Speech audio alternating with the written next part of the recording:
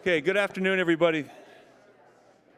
We'll try to get started. There might be some others still on their way in, but I want to first thank all of you for making time to be here this afternoon. We thought, with work clearly underway on campus in a number of areas, that it would be a good idea to get together and talk a little bit about what's to come. Todd McCabe, Brooks School class of 1989, and leading the project for Consigli, who we're thrilled to be working with, is here, and we'll share some thoughts in a minute. He's better known for being Zach McCabe's father, class of 2015.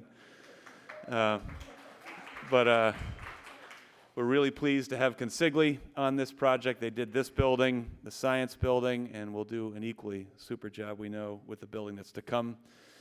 And what I want to do ahead of turning this over to Todd are a few different things, some related to the project and some unrelated. The first is sort of two thoughts I have in mind as the year ends. I think one is there's no question that just a couple of days removed from kids being in dormitories, that we all of us, I hope, are taking a moment or two or three to pause and feel incredibly good about the work that's been done this year to deliver an incredible school.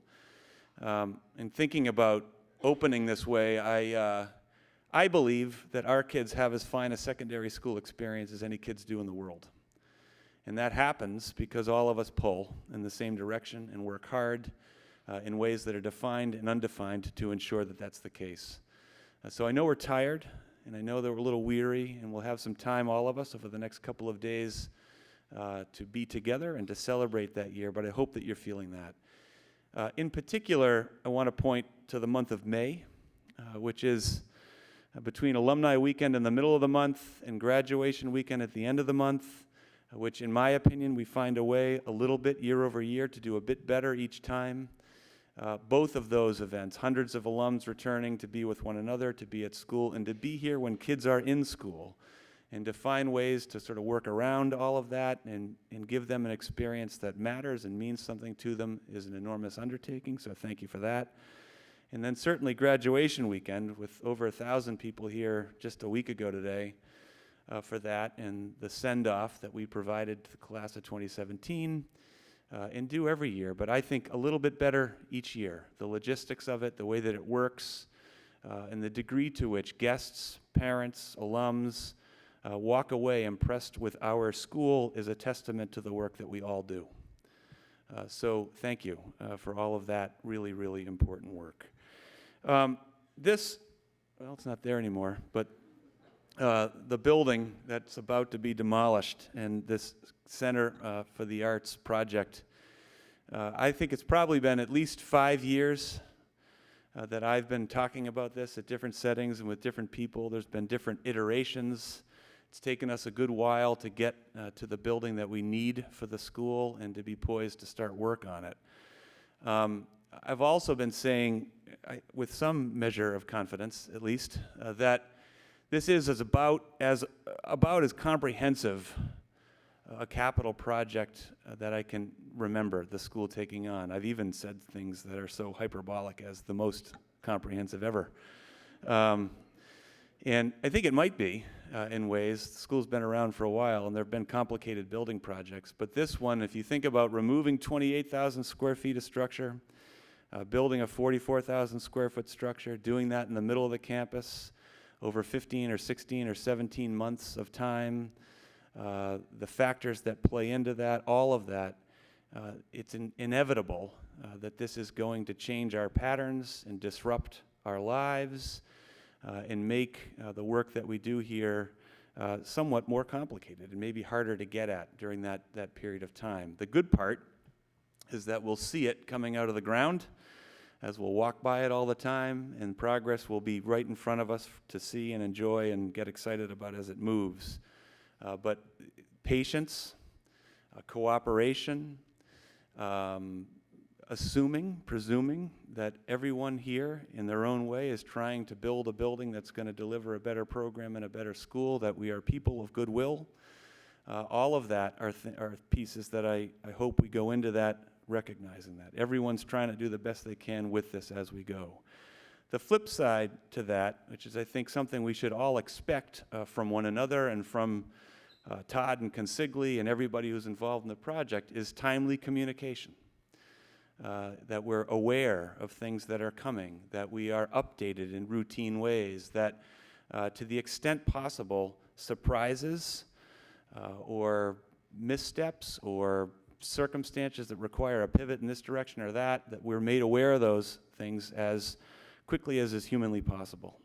And I know that everyone who's involved in the project will aspire to that. And so it's fair, I think, for us to expect it. So I'm looking and hoping as we head into this most comprehensive building project ever, that we are assuming everyone's trying their best on the one hand, and that we're expecting and getting communication that helps us navigate it as we go, okay? Those things are important. And then the last thing I want to point out without missing this is an enormous amount of work has been done already. I don't know if Deanna Stewart is here. Is Deanna Stewart here? She is, okay, but that was a lot of stuff in that building over there that she, with our facilities folks and so many people, contributed to getting it out to enable us to knock it down. So I want to thank Deanna in particular for that work.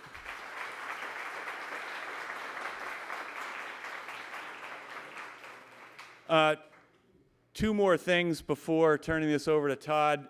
You would also know if you're in the dining hall today that the Student Center, on our way to the finest student center in all of New England, that's coming. Just a 6-week project, and that will be nice to have that completed and operable by the time the kids return in the fall, and even for some of our summer offerings. So that is going to be really neat when that's done. And then the last thing, you have perhaps heard rumors, I've shared this in a number of different areas, but if you're the 1116 Great Pond Road property, which is adjacent to the school, 19 acres, a large 9,300 square foot home on it. The school is buying that. We close on it on Thursday morning. So if you're interested in extending your walk, as long as you pick up after your dog, over to that part of the campus, please feel free. It will be owned. The board will be in for meetings on Friday and Saturday. And there'll be a reception over there, cocktails at 4:30. So if you're interested in coming to that, you're certainly welcome to come to sort of see the house. The near-term uses of it are still being determined, but it will be for faculty housing in some way, shape, or form. The medium and longer term, less clear, okay? But if you've heard that that was happening, it is in fact happening, and we'll be closing on it on Thursday. Last thing is Wednesday night, 6 o'clock, the 50-degree weather, and the rain's going to go away by then.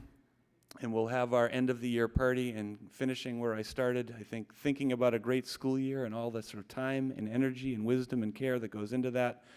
I think it's important that we find a way to be together as a whole school community Wednesday night at 6 to celebrate and thank those who are leaving us at the end of the year, and maybe above all else, just to enjoy one another's company and to take great satisfaction in delivering a great school year. So with that, what we're going to do next is some of us have seen this, but some have not. And this is just a fly through the building. So if you've not gotten a feel for what the building involves or includes, this is maybe 6 minutes or so and just gives you a feel for it. So I'm going to let Ryan run that through, and then Todd will pick up on the other side.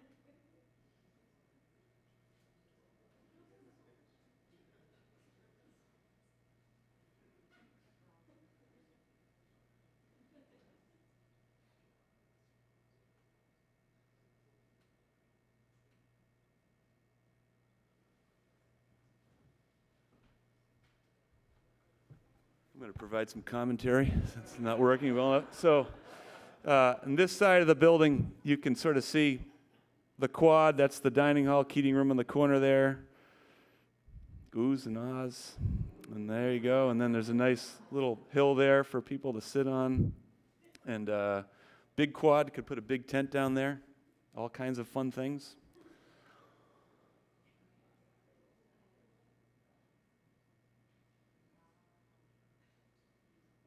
So So on the Main Street side, you enter the building on the second floor. It's a two-story building.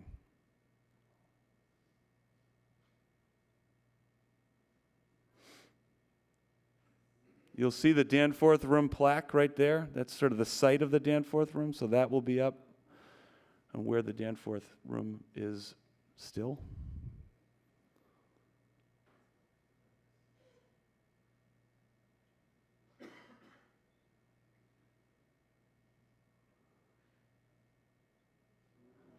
There you go. There it is. Yeah.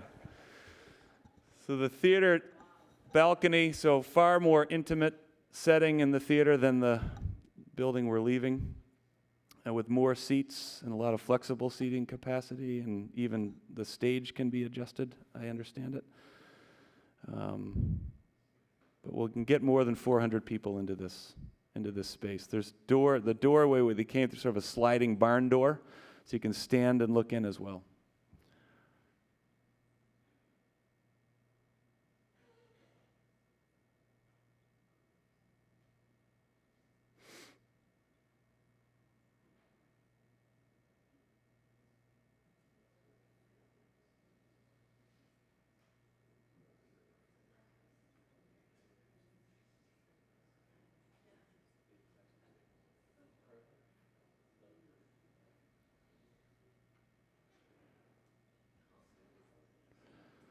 This is sort of the back corner, so it'll be on this side of the building, and sort of a view to the southeast, I guess. Black Box Theater.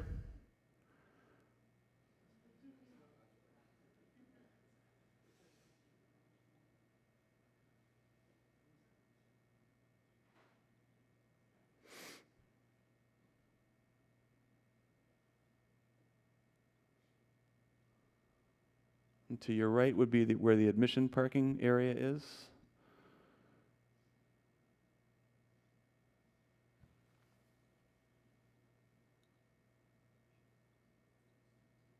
The Black Box and the theater itself share sort of scene construction and changing areas and all that type of thing.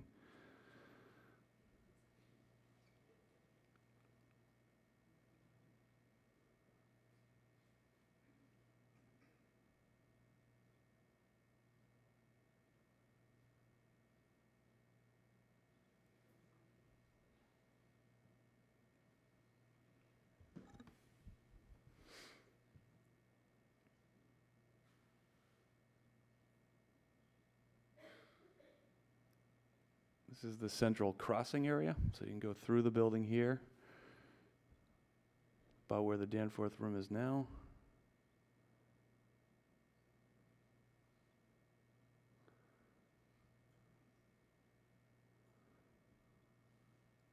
Visual art spaces.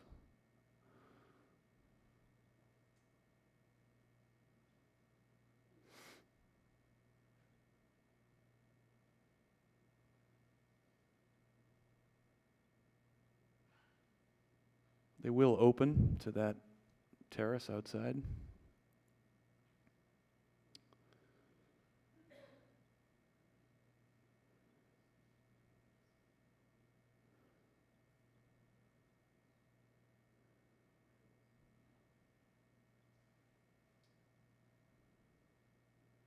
Super high-powered technology room, recording capability.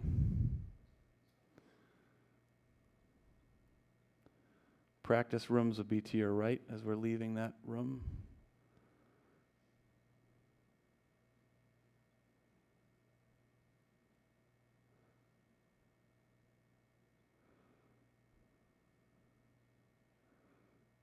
And then this quad area we're going into is really neat. Lots of space.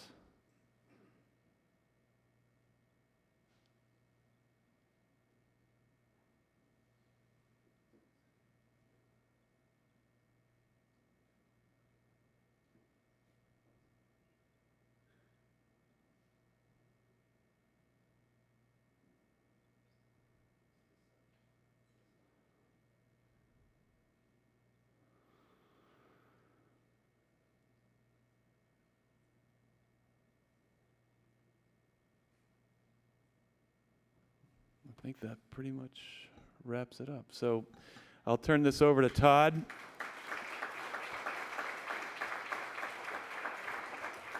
And if there's questions after, we'll be happy to take them. Thanks, John. So John mentioned it was either 14 months, 15 months, or 16 months of construction. So we have it at 16, but you just gave me another month, so I'm going to... As John said, I'm Zachary's dad, and that's about as best as a compliment that a dad can get, especially here at Brooks School, and how important you all have been to Zach, to me, to my family. My two brothers graduated here as well, so thank you all for that. Paul asked me to be here and talk a little bit about some high-level schedule and logistics items. We're going to be neighbors, if you will, for the next 16 months. And as John mentioned, and as you've seen through the images on the walkthrough or the fly-through, this is a very complex project to build. It would be complex in the middle of a field way over there. It gets more complicated when you build it right in the center of campus, in the heart of where everyone is moving. So we've taken many precautions and a lot of planning to build this structure and still allow you to do what you do every day and let the students obviously experience their time at Brooks without much interruption.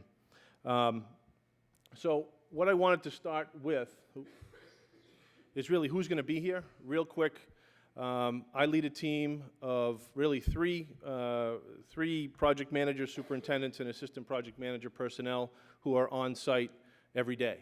You're going to get to know Ken Drillette. He's our superintendent. We're stationed in the Sugar Shack. Is going to be our project office for the next 16 months. So Ken will be there. Joe Napolitano, who is also a graduate of Brooks, class of 2009, who worked with me actually when we were building the Science Center when he was a senior here. Joe came on with us full-time shortly after graduating college, and he's part of this team.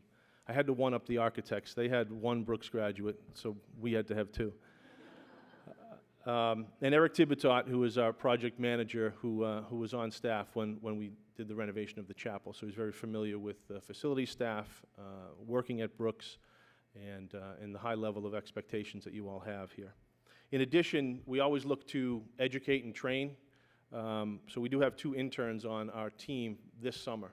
And this summer, there's going to be a lot of work. It's going to be very transformative from a campus standpoint. So the more personnel I can have on site, the more assuredness I get from a delivery of schedule, of safety. So we have Zach Pierce with us, and also Sabrina, who's an intern from WPI. Zach's from Clemson. So they'll be with us for the next 3 months and may be interacting with you folks during the next 3 or 4 months. High-level schedule. What you see here is I try to just pick off some major activities that will happen during key months.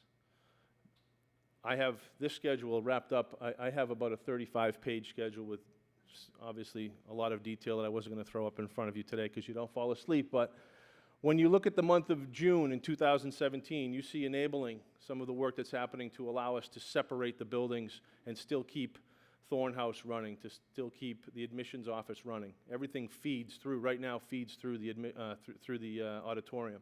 So there's some enabling work happening, and then there's demolition. By the end of June, we will have a clean site. All right? The arts building, the visual arts complex in the back here will probably be down by the end of the week. And we're just going to continue to move through the site to the auditorium. I would imagine the auditorium right now, due to the weather, we have some asbestos abatement work that we need to do on the exterior. We have to get that down first before we can demolish the building. The rain is causing some delay there, but I would imagine by middle of next week, if not late next week, we're starting to take the auditorium down. And you've all been in the auditorium, you've been in the art building. A good stiff wind is going to take those walls down pretty quickly. So in very short order, within the next 2 to 3 weeks, the structures you see out there today will be gone. So again, very transformative very quickly. Then we move into the next phase of the project, which is site work in concrete. When you spun through the flyover, I don't know if you noticed, but there were significant retaining walls both on the front of where Main Street is and on the backside here where the chapel is. There are excavations upwards of 20 feet that we need to support that will serve as the west and east sub-basements. So it's a pretty significant excavation that we have to do. I say that because that means there's a lot of earth coming out of the building, a lot of soils.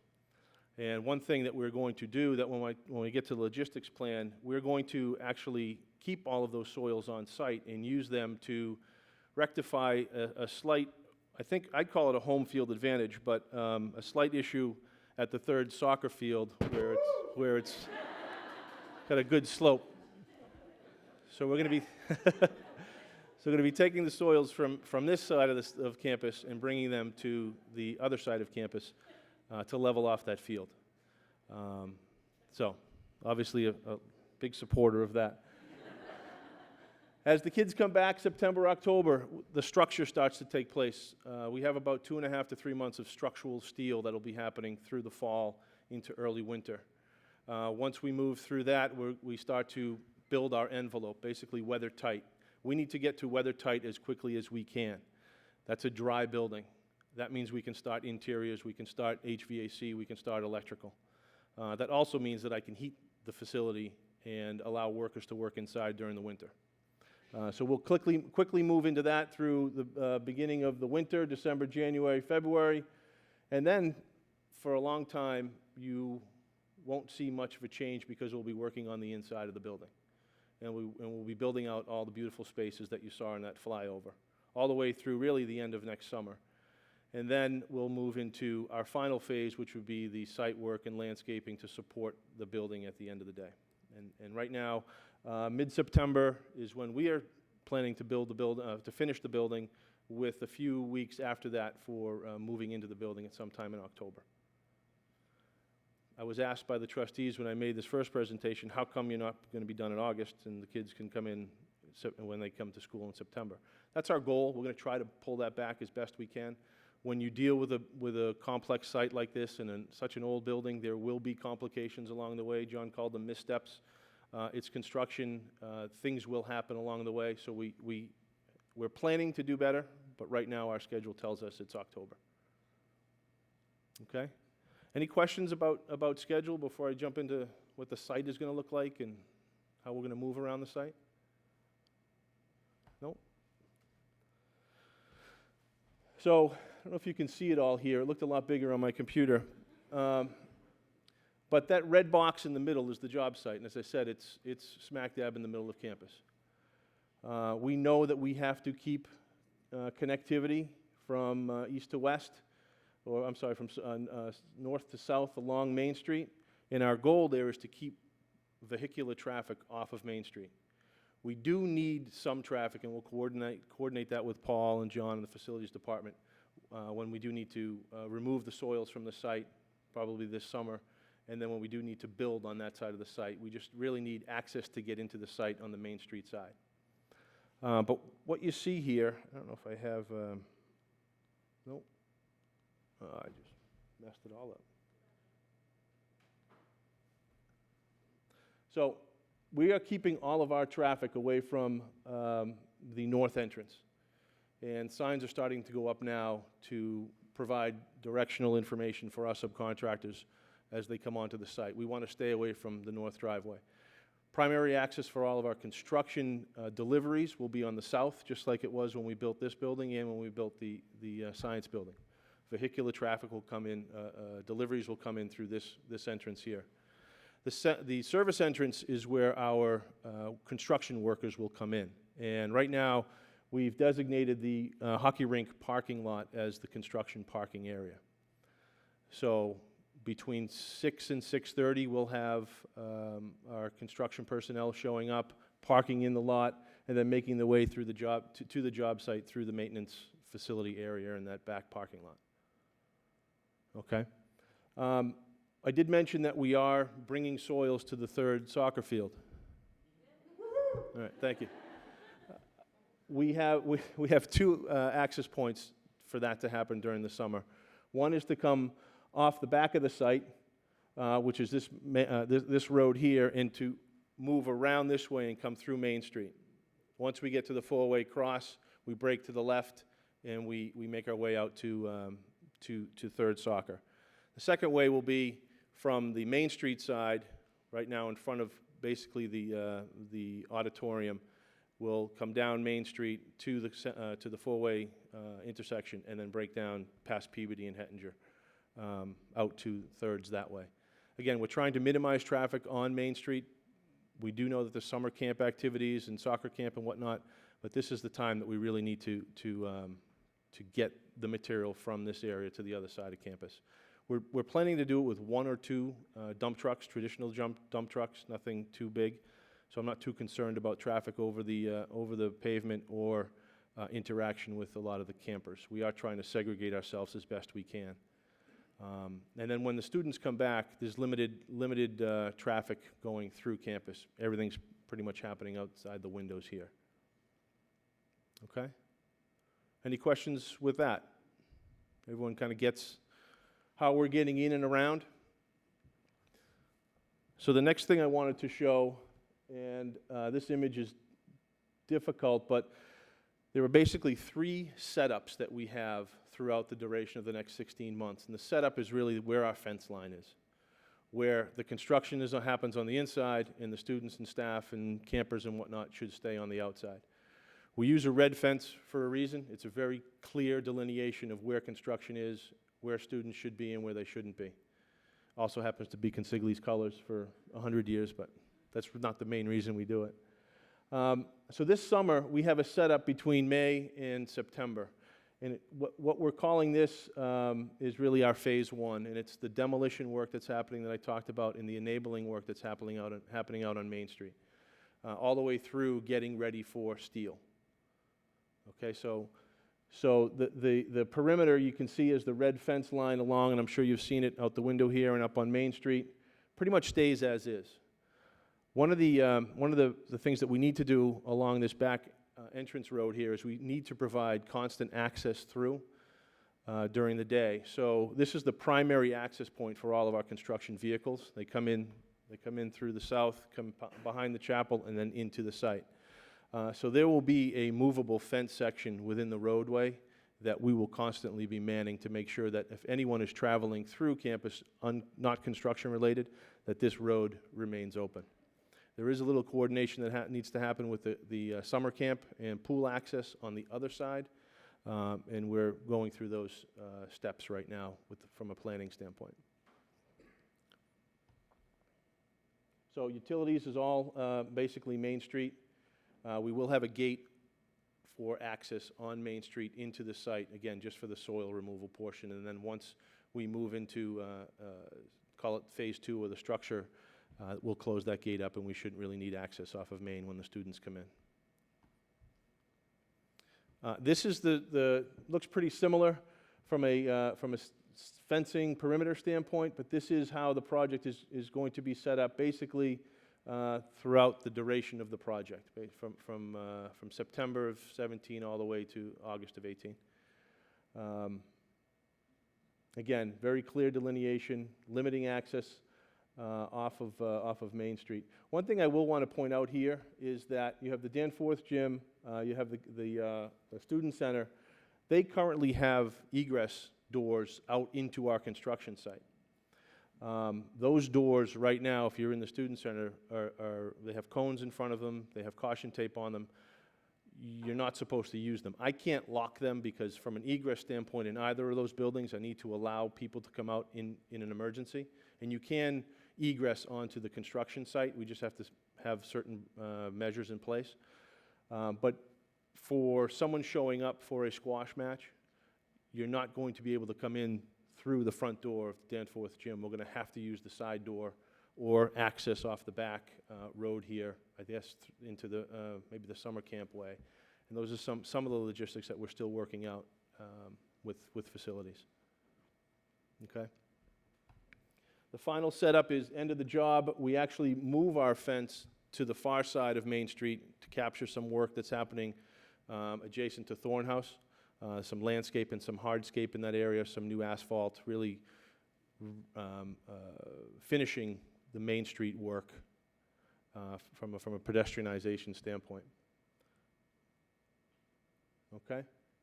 I mentioned our trailer, or our construction office is the Sugar Shack. We'll be there for the next 16 months.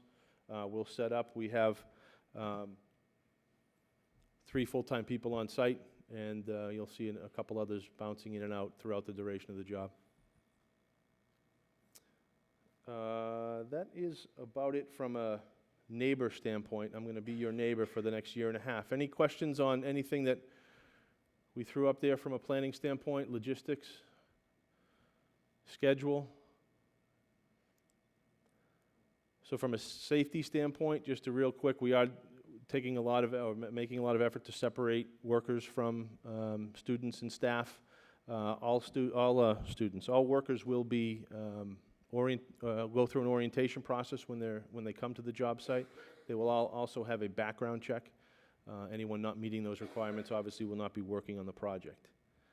Those are two very important elements of providing a safe and secure work area in the middle of campus. Okay, if there's no questions, thank you for the time. I appreciate it.